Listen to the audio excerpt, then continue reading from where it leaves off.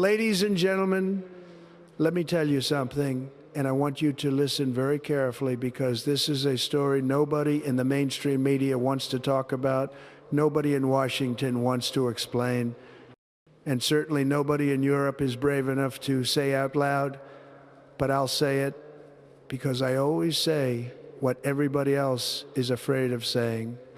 We are watching a war right now, not just a war on a battlefield, not just a war of tanks and trenches and drones, but a war that goes straight into the heart, the absolute heart of Russia's power, its energy system. And believe me, Russia's energy system is not as invincible as they pretend. They pretend it's unbreakable. They pretend everything is fine. They pretend they can take hit after hit after hit and nothing changes. But let me tell you, folks, that's not how it works. That's not how the real world works. And when you actually study it, when you look beyond the headlines, beyond the propaganda, beyond all the noise, you see something very, very important. Russia has an Achilles heel, a big one, a huge one. And Ukraine is striking it again and again and again. Now, people ask me, Mr. President, what do you mean Russia has an Achilles heel? And I tell them, oil, energy, the pipelines, the refineries, the ports, the terminals, the entire gigantic machine that pumps money into the Kremlin every single day. And when I say money, I don't mean a little bit of money. I mean the whole show, the whole bank account. Russia's government runs on oil like a car runs on gasoline. Without it, the engine stops, and if the engine stops, the car doesn't just slow down, it crashes. And Ukraine, whether you like the Ukrainians or not, whether you think the war is smart or not, they've understood something that generals in Washington still don't get. They understood that you don't just fight the soldiers, you fight the system that feeds the soldiers. You fight the machine behind the machine. So let's talk about this port, Novorossiysk. Some people pronounce it differently. Some people call it Novorossiysk, all kinds of names, but you know exactly what I'm talking about. It's Russia's giant Black Sea export hub. It's their biggest, it's what keeps the money flowing, and Ukraine hit it. Not just with one little drone, they hit it hard. They took out an S-400 battery. That's a $500 million system. $500 million, folks. You could buy a fleet of private jets for that. You could buy a luxury resort in Florida, but Ukraine blew it up, poof, gone. And then you have these fires, massive fires lighting up the whole place like a Christmas tree, big black smoke filling the sky. And everyone says, wow, this thing is finished. Russia's biggest oil port is finished. It's going to take months, maybe years to fix. That's what the experts said. But then 3 days later, what happens? Russia says they're back online. Can you believe it? 3 days, not 3 months, not 3 weeks, 3 days. They say we're loading oil, everything is normal, nothing happened, move along. And you look at this and you say, how? How is that possible? And I'll tell you something. It's not a miracle. It's not magic. It's not because Russia is so brilliant. It's because they cut corners like nobody else. Nobody does shortcuts like Russia. They do things fast, sloppy, dangerous, very dangerous, and then they pretend everything is perfect. But when you run a system like that, sooner or later it collapses. It always does. The United States learned this the hard way. Remember the BP refinery explosion in Texas City? I remember. Everyone remembers. Or the Colonial Pipeline hack, a few little keystrokes, and suddenly half the East Coast was panicking for gasoline. So imagine a country like Russia, with corrupt contractors, rotten infrastructure, drunken managers. Believe me, I've seen these people, and now imagine them trying to restore a burning oil port in 3 days. It doesn't happen safely. It only happens dangerously. And what's Ukraine thinking?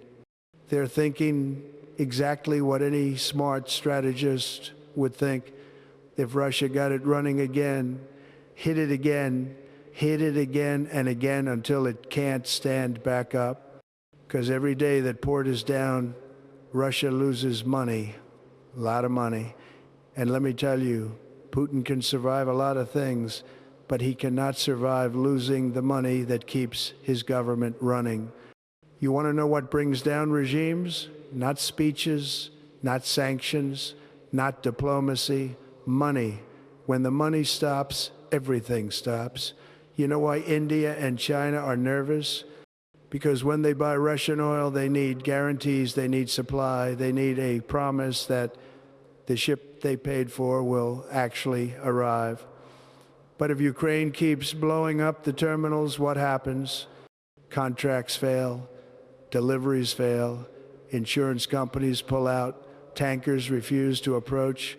Suddenly the whole system becomes unstable, and instability in energy markets is like a virus. It spreads, it gets into everything.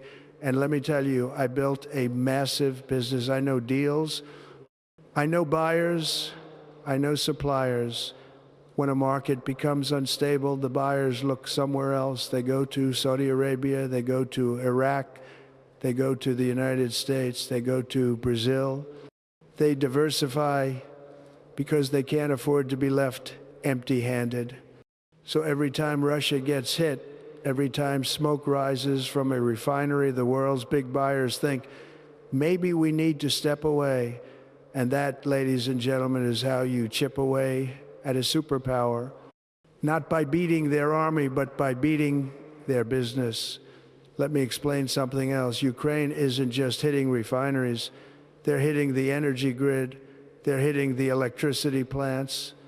They're hitting the thermal stations, the big ones, the important ones. And Russia, believe me, hates that, because these aren't just buildings. They're symbols of control. They're the heartbeat of the economy. And you take them out and you create chaos inside the country. You make people angry. You make them question the government. And when people start questioning the government in a country like Russia, that's when things get very interesting. Remember the Soviet Union? It didn't collapse on the battlefield. It collapsed because its economy collapsed. It collapsed because the people lost faith, and you're seeing the same symptoms again. Inflation, shortages, frustration, young men sent to die in fields for a war nobody understands. And now the elites, Putin's people, are saying things they never said before. They're warning about crisis. They're warning about revolution. They're warning about instability. And when insiders start talking like that, you know something is breaking. Now let's talk about the strikes on the refineries deeper inside Russia. Ryazan hit 10 times. Saratov hit 10 times. Samara hit 5 times. These are not random buildings. These are industrial monsters, city-sized complexes producing jet fuel, diesel, lubricants, everything the Russian army depends on. The Russians say, we will repair them. Sure, you can repair them. But every repair costs millions. Every repair slows production. Every repair puts stress on equipment.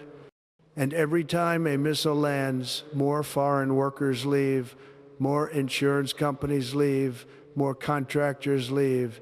It becomes a spiral, a big spiral, and spirals go down, not up. You know what I find incredible? Ukraine is doing this with small drones, cheap drones, drones that cost less than a Russian tank tire, and they're hitting targets hundreds of miles inside Russia. That tells you something about modern warfare. It tells you that the era of giant armies and millions of shells is dying. The future is drones, precision, disruption. The future is about hitting the weak spots, and energy is the biggest weak spot Russia has. And I'll tell you something America should pay attention to because this matters to us. If Russia's energy system becomes unstable, if the global oil market becomes unstable, prices go up, gas goes up, heating bills go up, inflation goes up, everything goes up, and who pays the price? The American people, not the think tanks, not the bureaucrats, the people. So when we talk about this war, we need to understand the real battlefield. It's not just trenches or maps. It's the energy arteries of a superpower. Let me tell you the truth bluntly, because I know you want the truth. Russia cannot win a long war if its energy revenue collapses. It can fight, yes. It can keep throwing soldiers, yes, but it cannot sustain the machine, and Ukraine knows that. They're not trying to win by taking Moscow. They're trying to win by draining Moscow. And draining works slowly, very slowly, but it works. And here's the part nobody wants to say on television. Russia repairing its oil port in 3 days is not a sign of strength. It's a sign of desperation. It shows they can't afford to shut it down. It shows how terrified they are of losing even 1 week of revenue. A strong country can shut something down to repair it properly. A weak country has to pretend everything is fine. And Russia is pretending, folks. They're pretending like crazy. So what happens next? Simple. Ukraine hits it again and again and again. Because when you find an Achilles heel, you don't tap it, you smash it. That's how war works. And in this case, it's not about land. It's about leverage. It's about pressure. It's about applying the kind of pressure that makes the Kremlin panic behind closed doors, even while they smile on television. And I want to leave you with this. Wars are not decided by who shouts louder, who waves more flags, who posts more propaganda. Wars are decided by who runs out of money first, and Russia is bleeding. Money, badly. Their energy infrastructure is bleeding. Their refineries are bleeding. Their grid is bleeding. Their customers are nervous. Their elites are nervous. Their soldiers are exhausted. And their government is more fragile than it wants you to believe. This is the war behind the war, the quiet war, the economic war, the energy war, the war that decides everything. And that, my friends, is the truth, whether you love it or hate it, what's happening in this war. That nobody in Washington, nobody in NATO, nobody in the so-called expert class wants to admit. We are watching the most dramatic transformation in warfare since the invention of the tank, since the arrival of the jet engine, maybe even since gunpowder itself, and people don't understand it yet. They don't want to understand it. They keep pretending this is a normal war, but it's not. It's a drone war. It's a remote control war. It's a war fought by people who never even see each other. And that changes everything, folks. Absolutely everything. You turn on TV and you still see these old generals, some of them very nice people, but very outdated, very stuck in the past, talking about maneuver brigades, armored thrusts, air superiority, formations, doctrines, all the old stuff. Beautiful concepts on paper. I'm sure they look great in 1985, but 1,985 is gone. This war is not about tanks rolling through fields like World War II. It's not about fighter jets dogfighting in the sky. It's not even about massive artillery barrages like the First World War. It's about drones, thousands and thousands of drones buzzing in the air, crawling across the sky like a swarm of angry bees, all controlled by guys sitting in bunkers with computers, joysticks, and headsets. It's unbelievable. It's incredible. Technology and the speed at which it's transforming the battlefield is something that no one has ever seen before. People tell me, Mr. President, how big is this drone thing really? And I say, it's the whole thing. It's the entire war. Both sides, Russia and Ukraine, are producing drones at a scale that would blow your mind. They're producing them like candy. They're producing them like factories produce bullets in World War II. You have kids barely out of high school becoming drone aces. You have soldiers who never fired a rifle but have destroyed 20 tanks with FPV drones. And these drones are cheap, so cheap you wouldn't believe it. Some cost less than an iPhone, and they're destroying machines worth millions. Imagine that, a $500 drone blowing up a $5 million tank. That is the end of traditional warfare right there. That's the collapse. You can't build tanks fast enough to replace the ones drones are destroying. You can't train crews fast enough. You can't armor them enough, because no matter how thick the metal is, a drone will find a weak spot. It always does. And let me tell you something, the Pentagon won't say out loud, America is behind. We are way behind on this. The Ukrainians, with all their problems, all their struggles, are innovating faster than the Pentagon bureaucracy could ever dream of. The Russians, with all their corruption and chaos, are mass-producing drones in amounts the United States would need 5 congressional committees and 2 budget cycles just to request.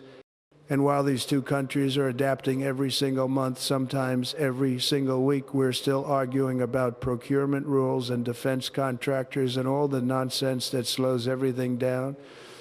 That's why I always said we need speed, we need flexibility, we need to innovate like we used to, because this is the future, and the future doesn't wait for you. Let me explain the battlefield right now so people understand just how different it is. Imagine a wide open field in Ukraine or southern Russia, beautiful farm fields, rolling hills, maybe some old Soviet-era trenches. Now imagine that every single square meter of that field is under surveillance, not by satellites, not by fighter jets, not by troops, but by drones.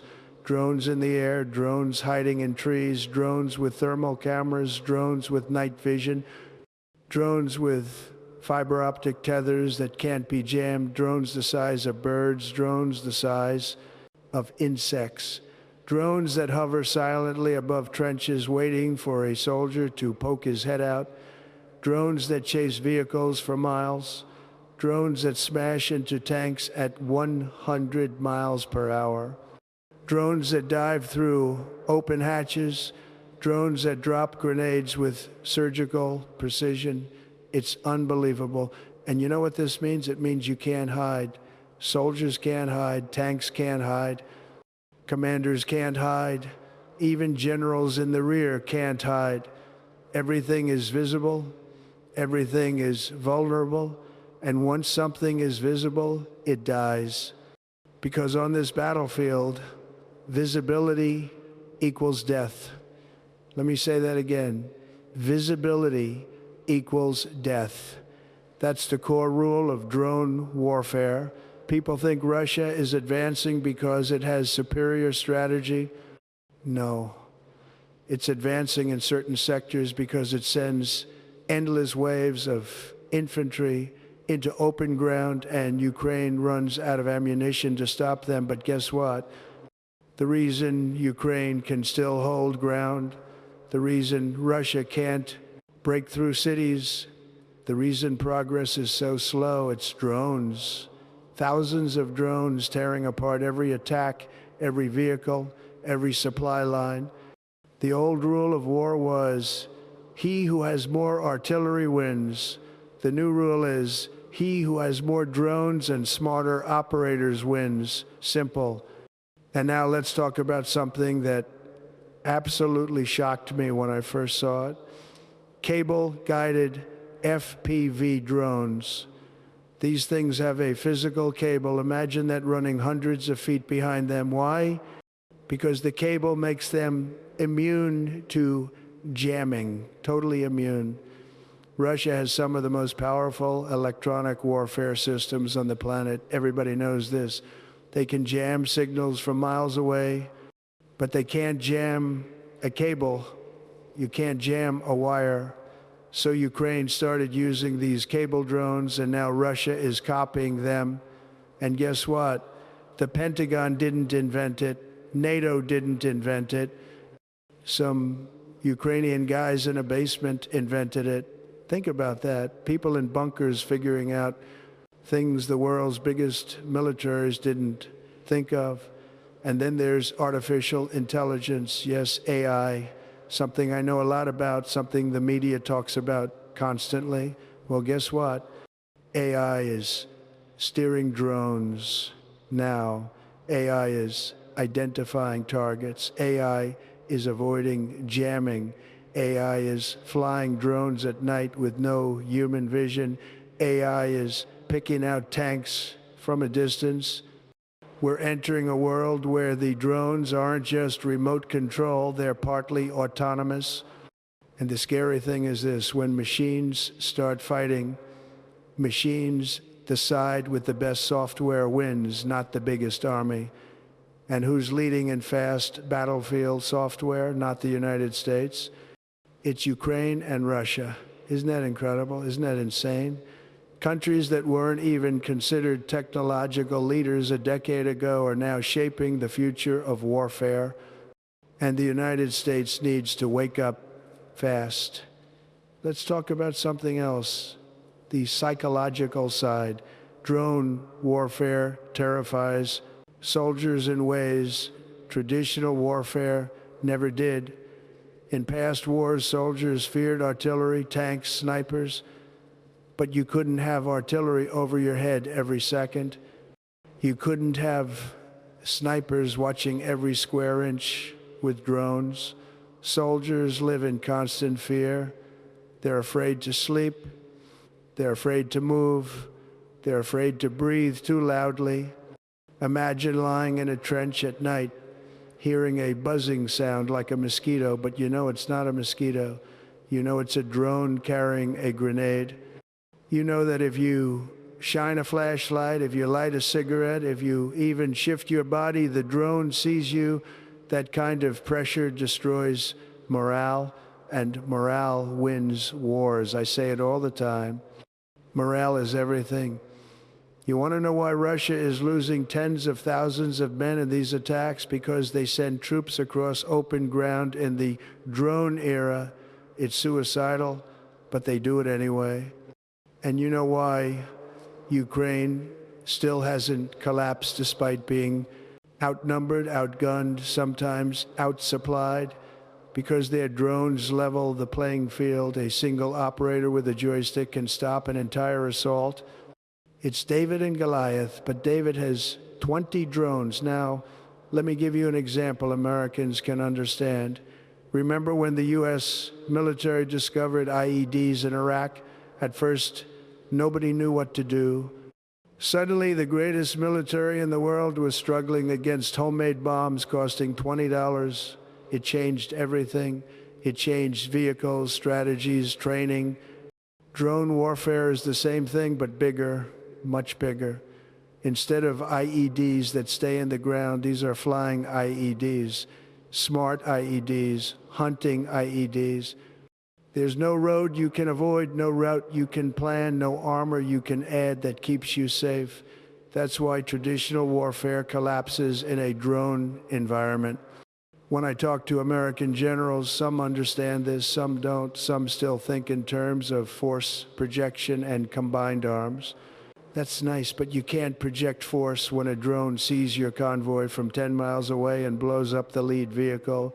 You can't execute combined arms when your tanks explode before they even reach the front line. And you can't do shock and awe when 1,000 drones are overhead waiting to shock and awe you.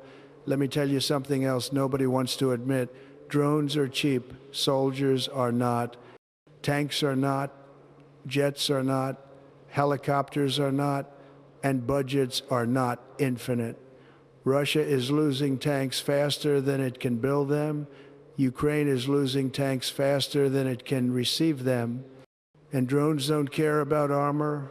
They don't care about camouflage. They don't care about weather. They don't get tired. They don't sleep. They don't panic. They don't desert.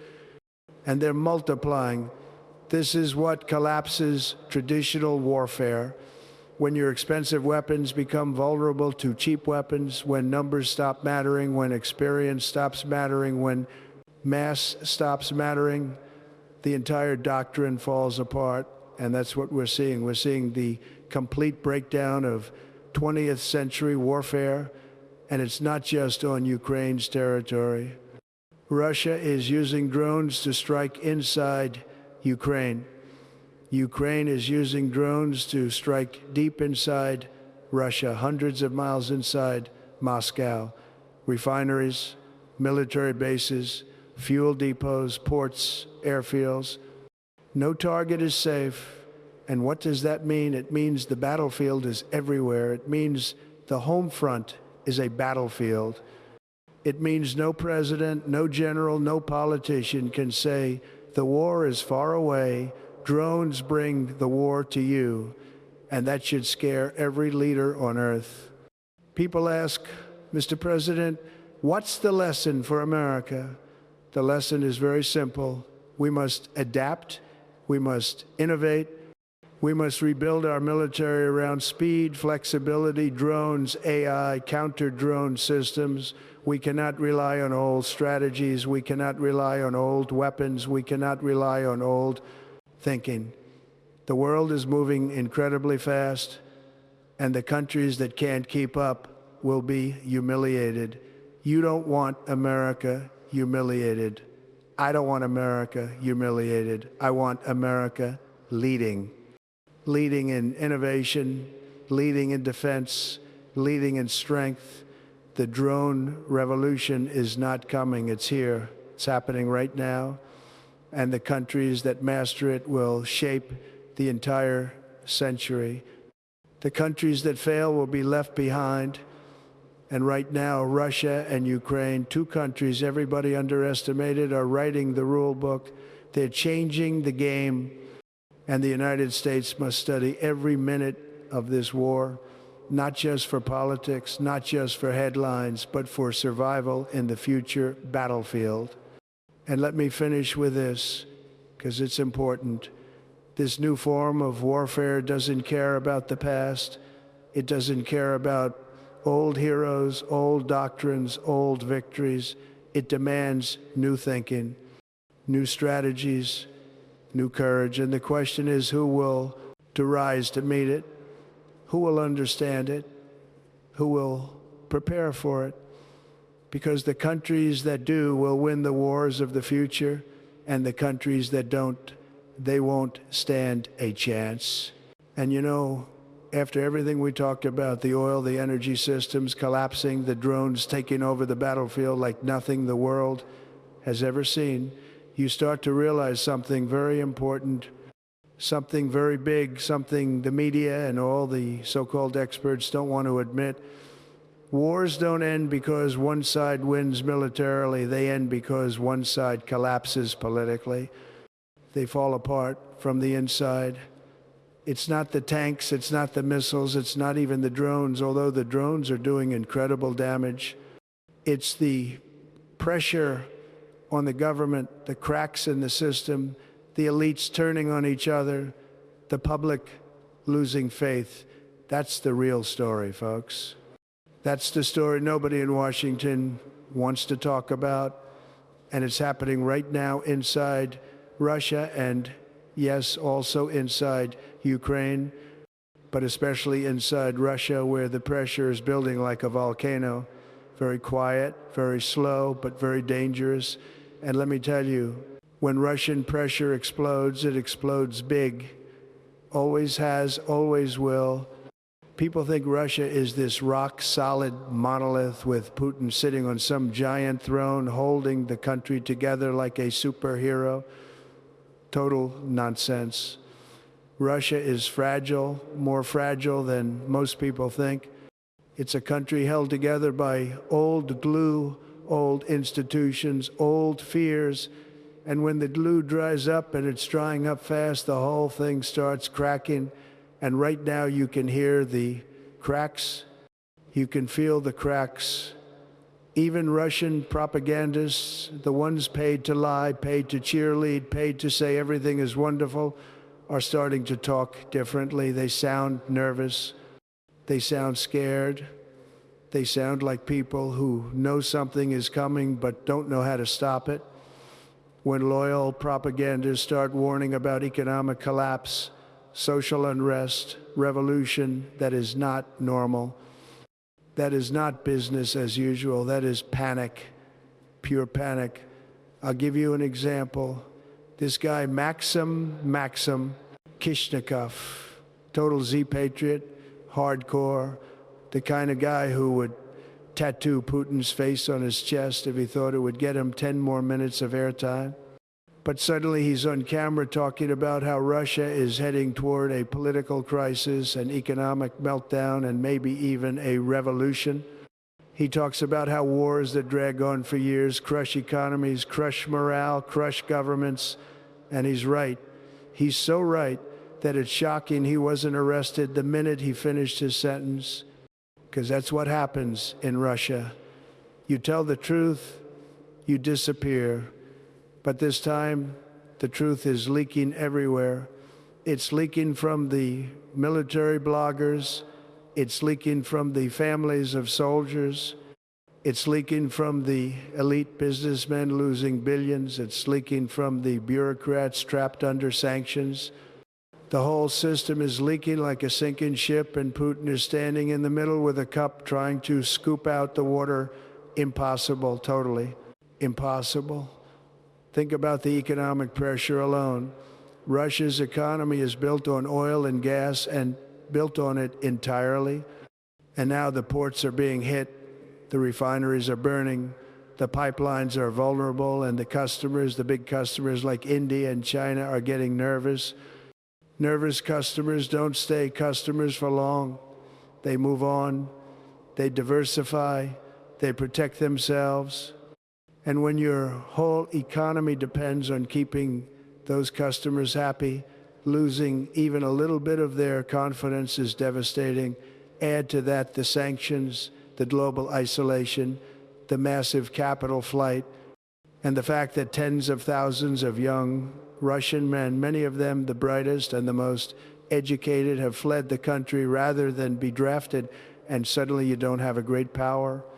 You have a country shrinking from the inside, a country bleeding talent, bleeding money, bleeding stability. And then you have the political pressure. Dictatorships always look strong on the outside, always. But inside, they are brittle. They are terrified of their own people, terrified of dissent, terrified of truth. And the Russian government right now is dealing with something they haven't had to deal with in decades: real, sustained, growing dissatisfaction from multiple directions at once. The soldiers' mothers are angry. The business elites are frustrated. The regional governors are scared. The nationalist influencers are accusing the Kremlin of weakness. And the ordinary people who used to ignore politics entirely are starting to ask, when does this end? When do our sons come home? When do prices stop rising? When do the missiles stop hitting our refineries and our cities? Those questions are poison for an authoritarian regime, absolute poison. I know people love to say, Russia survived worse. Russia survived the 1,990 seconds. But let me tell you something. The Russia of today is not the Russia of the 1,990 seconds. Back then they were poor, but they had hope. They had a sense that the future might get better. Today they have the opposite. No hope, no optimism, only fear, only uncertainty. That's much more dangerous. You can endure hardship if you believe it's temporary. But if you think it's forever, you start looking for someone to blame. And when people start blaming the government, especially in a country where the government relies entirely on projecting strength, you have a ticking time bomb. Now let's talk about Ukraine, because while Russia has the bigger internal problem, Ukraine has its own cracks forming. And it's important to understand both sides of this story, because this war isn't just destroying Russian stability, it's crushing Ukrainian stability too. Ukrainians are tired. They've been living with war for years. Their economy is battered. Their infrastructure is being attacked constantly. Their young men are exhausted. Their politicians are under enormous pressure.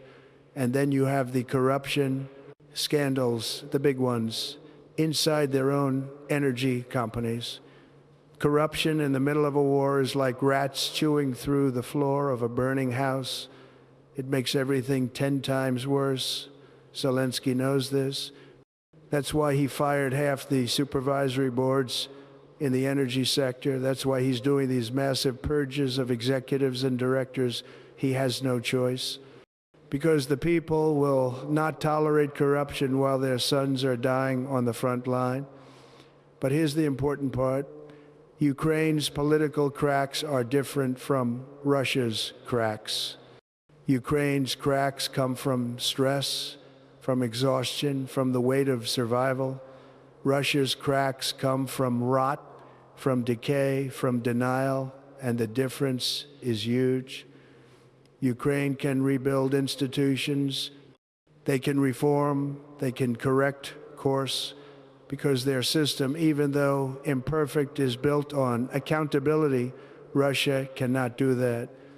Russia is built on fear. You cannot reform a system built on fear.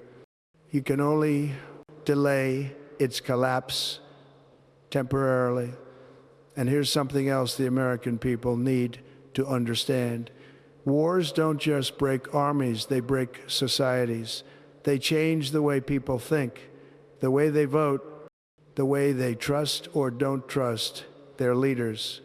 In Russia, trust is crumbling. In Ukraine, patience is crumbling.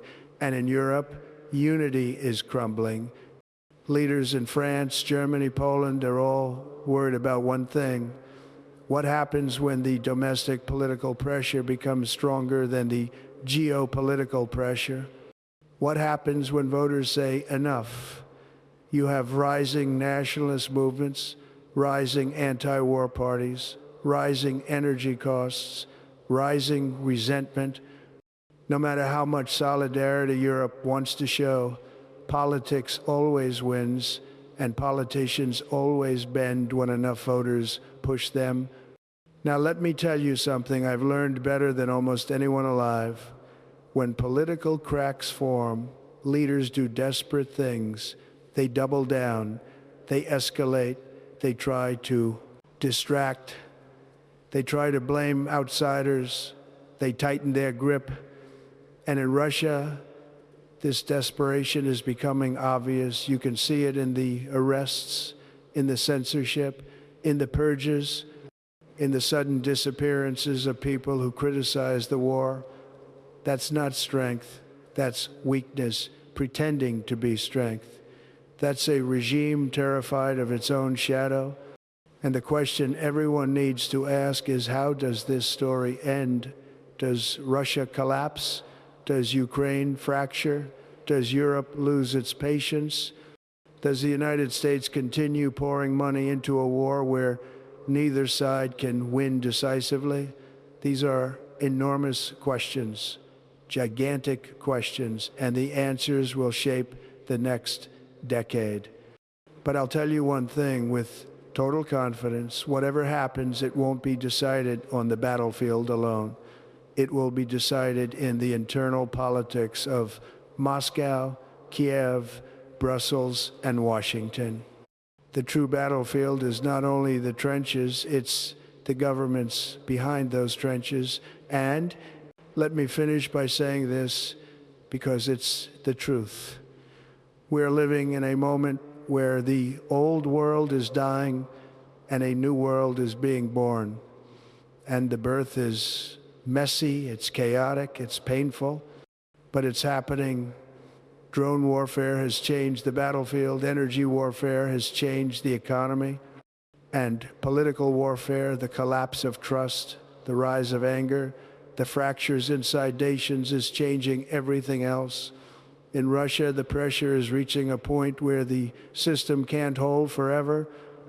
In Ukraine, the pressure is forcing reforms that should have happened years ago. And in the West, the pressure is forcing leaders to confront realities they've been ignoring for far too long. This is not just a war between two countries. It's a war between old systems and new realities. And the cracks, those deep political cracks, are the sign that the old systems are losing